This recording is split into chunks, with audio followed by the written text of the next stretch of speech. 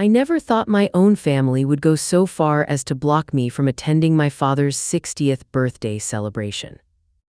Yet there I was standing on the marble steps outside the Elmsworth while my sister Elise planted herself in front of the entrance like a gatekeeper in designer heels. The stately hotel towered behind her, all glass and pale stone, luxury that whispered instead of shouted. Exactly the kind of property I had spent the last decade building. "You're not serious," I said calmly, adjusting the sleeve of my black silk dress. "Is my father too?" Elise's lips curled into a self-satisfied smile. "Look, Delilah, this isn't lunch at Panera. The Elmsworth is exclusive." She dragged out the word as if savoring it. "The tasting menu alone costs more than you probably make in a quarter." She glanced at her reflection in the glass doors and flicked invisible lint from her shoulder. Mom and Dad were clear. "They only want people here who represent the family well." The irony nearly made me laugh out loud. Just yesterday, I had approved a $160 million expansion plan for the Elmsworth collection. And today, I apparently wasn't good enough to step inside one of my own hotels.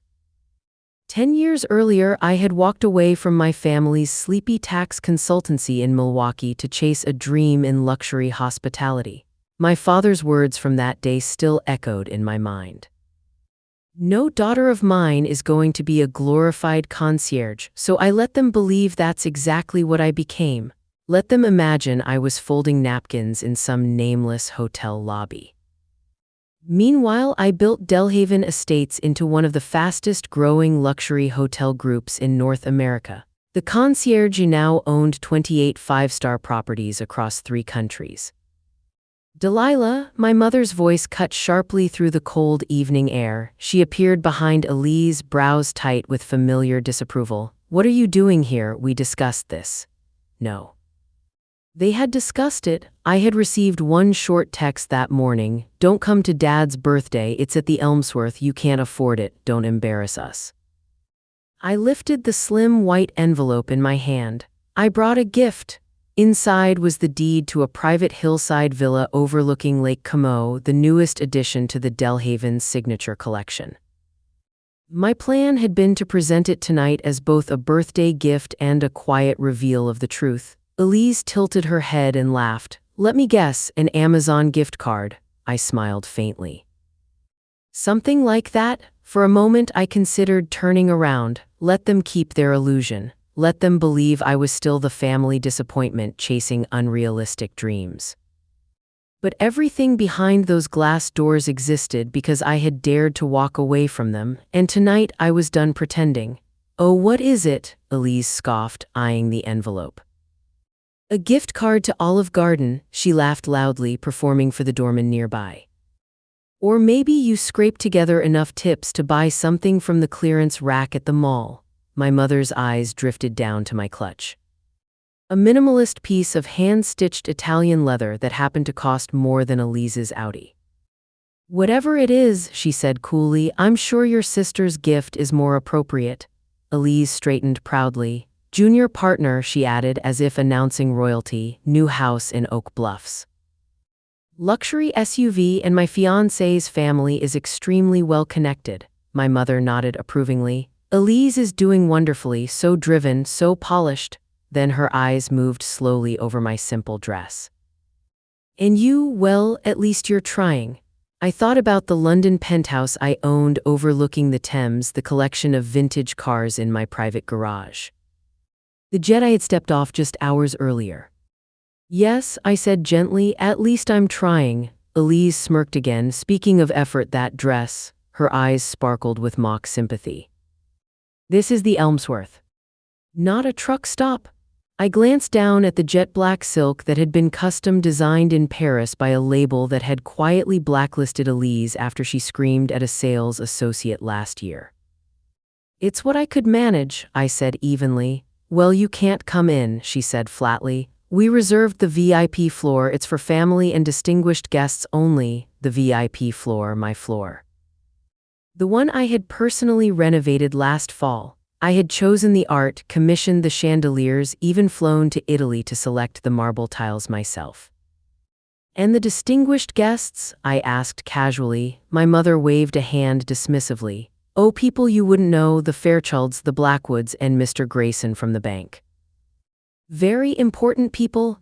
I nearly smiled. Fairchild leased 3 commercial properties from my portfolio. The Blackwoods had been begging for an invitation to my Caribbean retreat for months, and Mr.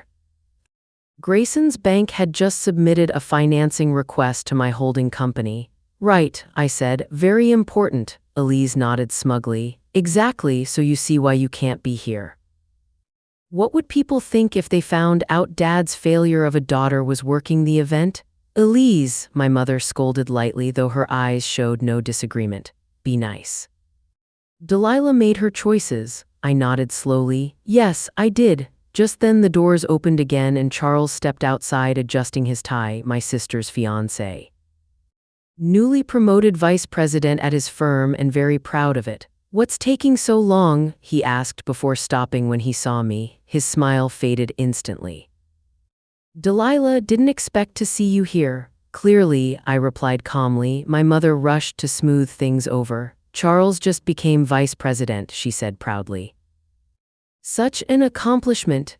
Charles straightened, regaining his confidence. "Well, it's a big step. Our firm is negotiating a major corporate hospitality contract right now." "Very prestigious." I tilted my head slightly. "Really?" He nodded proudly. "Yes, with Delhaven Estates actually." For the first time, Elise's smirk wavered. I slipped the envelope back into my clutch and stepped toward the entrance. The doorman immediately straightened. "Good evening, Ms. Vale." His voice was respectful, practiced. "Your father's party is ready upstairs." The silence that followed was almost physical. Elise's mouth opened slightly. My mother blinked in confusion. Charles frowned. "Ms. Vale," he repeated slowly. I turned back toward them, calm at last. "Yes," I said gently, "owner and CEO of Delhaven Estates." The color drained from Elise's face. My mother looked from me to the hotel behind me as if the building itself had betrayed her. "That's impossible," Elise whispered. I smiled softly. "Actually, it's not. I bought the Elmsworth 4 years ago." Charles suddenly looked like he might faint. "Our firm, the contract will still be considered," I said politely. "Assuming the negotiations remain professional." Then I looked at my mother and sister one last time before turning toward the doors. "Now if you'll excuse me," I added calmly, "my father's birthday party is waiting upstairs." The doorman opened the glass doors wide. And for the first time that evening, my family finally understood something they had never imagined. The daughter they refused to let inside was the one who owned the entire building. She rested a hand on his shoulder like she was presenting a trophy. "Junior vice president," I corrected gently. My tone pleasant. I knew his exact title because the bank he worked for handled some of Delhaven's smaller vendor accounts. Charles's jaw shifted. Elise shot me a look of pure irritation. "Well, still more impressive than whatever it is you're doing," she snapped. "What is it now?" "Assistant manager at some cafe chain." I thought back to the board meeting I had left earlier that morning where we reviewed final documentation for the acquisition of Charles's bank. The ink was practically dry. The press release would go out next week. "Something like that," I said lightly. "This is ridiculous," my mother interjected. "Delilah, just go, you're making a scene." "I'll tell your father." "Couldn't make it," Elise chimed in with a smug smile. "Couldn't afford it, more like." I looked past them through the arched entryway into the Elmsworth's gleaming lobby. The marble floors I had personally selected, the Murano glass chandeliers I'd commissioned, the modernist paintings I had sourced during a gallery trip through Europe, every inch of it mining. For a moment I considered walking away. Let them have their curated fantasy. Let them believe the version of me they had always preferred, struggling, invisible, forgettable. But then I remembered what my first mentor, a woman who built her empire from scratch, once told me: "Success means little if you can't look someone in the eye and own it." I stood taller. My heels clicked against the granite as I stepped forward. I said quietly, "I think I'll stay." Before my mother could respond, the glass doors swung open with a smooth hiss. James stepped outside, tall and composed in his tailored suit. He'd been with me since I bought my first fixer-upper in 7 years ago. Is everything all right, Madam CEO? His voice carried with effortless authority. Your usual table is ready and Chef Renee delayed the tasting menu for your approval. The silence that followed was bunting. Lisa's lips parted in shock. Her blush now looked clownish against her pale complexion. My mother gripped the brass door handle, knuckles white. James, I said, smiling warmly, perfect timing. I turned to the stunned cluster of relatives. They were just explaining how I couldn't afford to dine here. James blinked. Ma'am, with all due respect, you own the Elmsworths and the entire Del Haven chain. Yes, I said, turning to them. I do. I stepped back and gestured toward the entry. Shall we go inside? I looked directly at Elise. I believe you reserved the VIP floor. If watching Mass Fall and Truce Rise gave you chills, subscribe to the channel because the next part of the story, that's where the real reckoning begins. You won't want to miss what happens when Delilah takes her seat at her table. My VIP floor to be precise, I said. Charles found his voice first, though it faltered. This has to be some kind of joke. You're just a restaurant manager, he scoffed. Actually, James interjected, his tone calm but firm. Miss Caldwell is the founder and CEO of Del Haven Hospitality Group. He glanced at them evenly. She owns all 17 Elmsworth hotels across 3 countries along with our luxury resorts and fine dining brands. Alice's designer clutch slipped from her wrist, landing with a loud clack against the marble. Her mouth moved, but no sound came out. But that's impossible, she finally stammered. The Elmsworth brand is worth billions, I finished smoothly, which makes your comment about me not being able to afford the tasting menu rather amusing. I stepped through the entrance and into the heart of my hotel. The lobby staff straightened at the sight of me, all offering polite nods or warm greetings. Good evening, Miss Caldwell, said Lena at the front desk. The executive suite is ready for the celebration. Thank you, Lena. I turned back toward my family, who still hovered in the entryway as if passing the threshold would rewrite their version of reality. Coming. They followed in stunned silence, eyes sweeping the marble floors, the bespoke lighting, the art installations sourced from my private collection. Suddenly, they were seeing everything for me for the first time. But your dress, my mother finally said, her voice unsure. It's so simple. Custom, I replied casually.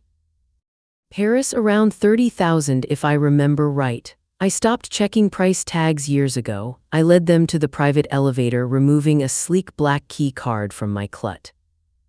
Unlike Alyssa's dress, I added, glancing at my sister, which I believe is a knockoff. Valentino hasn't released that line yet. I know, I was at the private preview in Milan.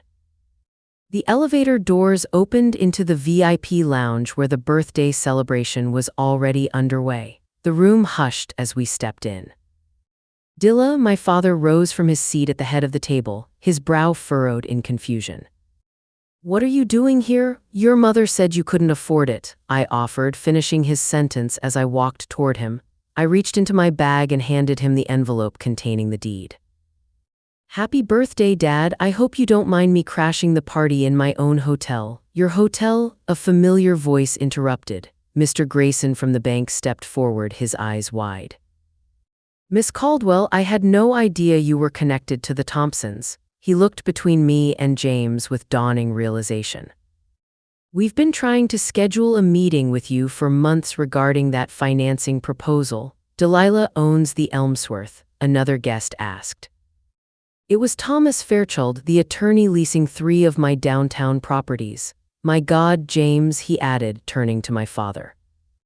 Your daughter is the mystery CEO who's been quietly acquiring the best real estate in the city. My father sat back down heavily, all color drained from his face. All this time, he whispered, we thought you were just a glorified waitress. I smiled faintly and raised an eyebrow. No, Dad. I just kept my head down while I built everything you said I couldn't. Your words, I believe, I said, watching my father's face pale. From the day I left the family firm to pursue a future in hospitality. But why didn't you tell us? my mother demanded, still gripping her string of pearls like a lifeline. Would you have believed me? I asked, voice quiet but unflinching. You didn't believe in me 10 years ago when I asked for your support. Why would I share my success with people who only measure worth by last names and bank balances? I paused, my gaze sweeping the stunned room. Though by that metric, I suppose I'm worth more than everyone here combined. Elise sank into the nearest chair, her face drained of all color. The villa in the south of France, she whispered. The one I tried to book last summer, the one no one could get into. Mine, I said calmly, just like the office building your firm is struggling to lease, Charles. And the resort membership you've been waited for, Mother. Delilah, my father started, his voice uneven. We save it. I raised my hand.